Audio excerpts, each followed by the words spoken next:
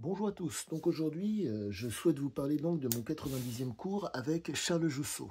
Je le fais a posteriori car sur le moment je n'avais plus, bref, je n'avais plus place sur mon portable. Bref, donc ça a été, comme à l'accoutumée, ça a été quelque chose de vraiment formidable. C'est une expérience qui est très intéressante sur soi. Le fait est que le travail avec Charles permet de faire ce qu'on appelle un transfert de compétences, qui fait que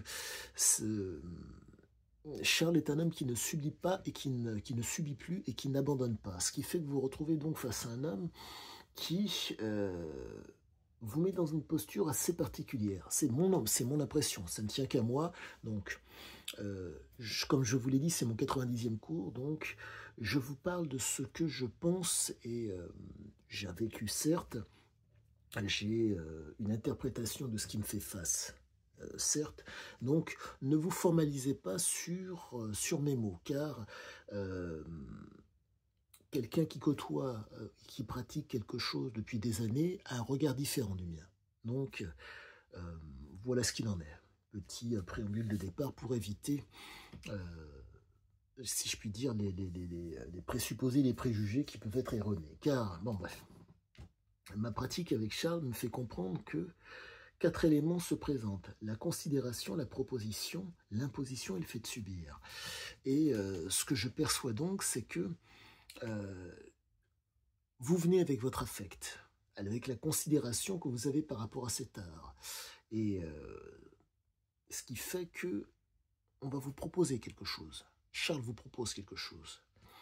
Et ce qu'il vous propose, ce sont des étapes pour pouvoir si je puis dire, contrôler votre animalité. Il s'avère qu'il y a donc le préfrontal, la conscience, si vous préférez. Il y a l'inconscient, le sous-cortical, et il y a l'animalité, le bulbe rachidien. Le bulbe rachidien donc fait que le rachis, qui est donc qui relie donc le corps à l'inconscient, fait que euh, l'animalité peut sortir, peut s'exprimer. Une agressivité proportionnée ou disproportionnée par rapport à une situation. Et donc, chose que je constate, c'est que la progressivité dans l'entraînement avec Charles fait que il est constamment sur une seule ligne. Vous stimulez, mais pas vous stimuler dans le, comment on veut dire, selon vos desiderata, mais selon, entre guillemets, en étant dans la douleur. Cette douleur est, si je puis dire, euh, douce. Je mets un bémol quand je dis douce.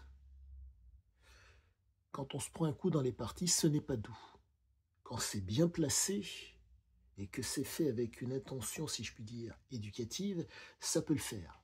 Il faut le comprendre. Vous ne travaillez pas forcément, en tout cas, Charles montre, et de ça vous travaillez avec quelqu'un avec quelqu'un. Cette personne, quel que soit son niveau, vient avec son affect, vient avec sa compréhension. Ce qui fait que vous vous retrouvez avec une approche qui est très très fine et qui lui est propre. Mais bref.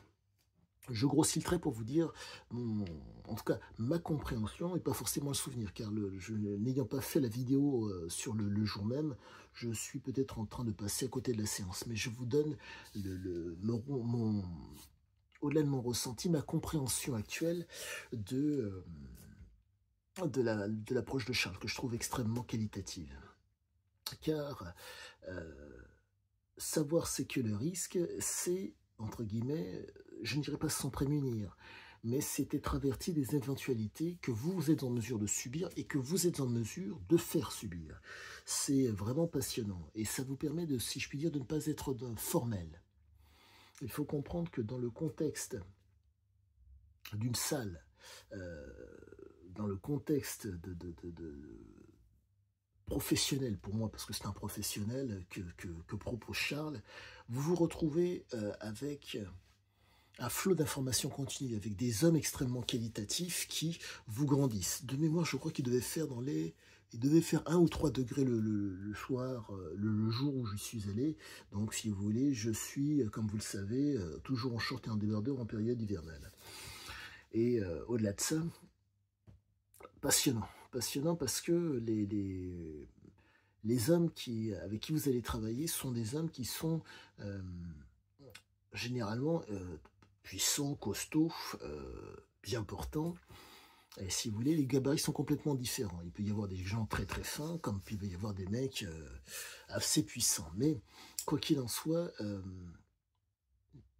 quasiment tout le temps, l'impact, l'impact, l'impact, l'impact. Pour reprendre un mot de Charles, maillotcher. C'est un boucher, donc, mettre l'impact, écraser la viande pour, entre guillemets, pour à la suite pouvoir faire en sorte d'enchaîner sur quelque chose. Donc on est vraiment face à quelque chose de très fort. Et on a travaillé au bâton, de mémoire, on avait travaillé au bâton ainsi qu'au couteau. Donc si vous voulez, c'est très intéressant de voir qu'il est toujours dans une approche sagittale qui fait que vos parties, si je puis dire, alors telle Diane la chasseresse, qui donc avait un arc à la main, une flèche, elle était en mesure donc de planter la flèche, de fouetter avec l'arc, de mettre un coup de pompe, que ce soit côté droit ou côté gauche, et en même temps de tirer. Donc ce qui fait que vous vous retrouvez avec une pléthore d'éléments à utiliser. J'ai été un petit peu, si je puis dire, comment vous dire, perturbé. Il s'avère que l'approche sagittale est une approche que Charles pratique tout le temps. Mais je crois qu'il faut réussir à distinguer, si je puis dire, l'approche sagittale quand on est seul avec quelqu'un ou quand on est quand on cherche à protéger quelqu'un. C'est deux approches différentes, car il faut mettre son corps en opposition, mettre son corps en barrage par rapport à la personne qui souhaite faire du mal à la personne que vous souhaitez protéger. Donc, l'approche est un tant soit peu différente. Mais quoi qu'il en soit, pour reprendre les mots de Charles, c'est toujours l'œil qui dirige.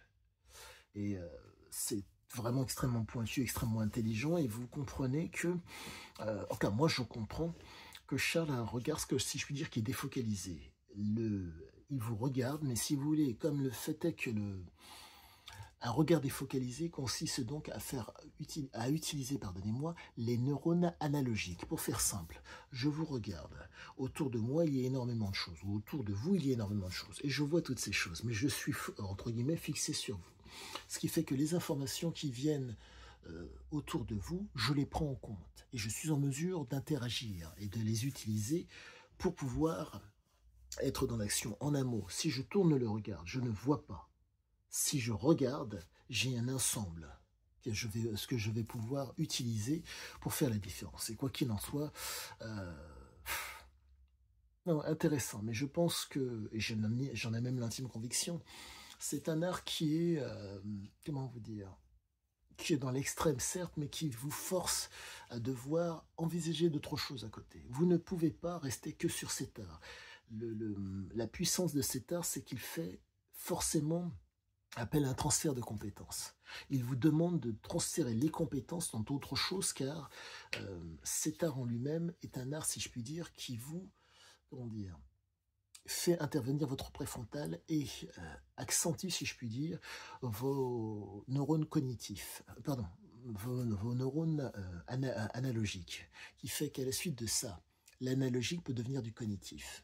En un mot, je vous regarde, des informations sont de part et d'autre, je prends les informations, mais pour les utiliser, il faut qu'ils passent au niveau du cognitif, ce qui fait qu'au niveau de la connaissance, ce qui fait que là, ça devient d'autant plus intéressant. Je suis vraiment très, comment dire, très content parce que il me pousse, comment dire, à pouvoir regarder, si je puis dire, d'autant plus, pardonnez-moi, d'autant plus, avec d'autant plus d'acuité, ce qui me fait face. Et franchement, chapeau, chapeau, chapeau. Je suis grandi grâce à lui, je suis instruit grâce à lui, je suis initié grâce à lui, et voilà. Merci à vous, merci à toi, chat. À bientôt.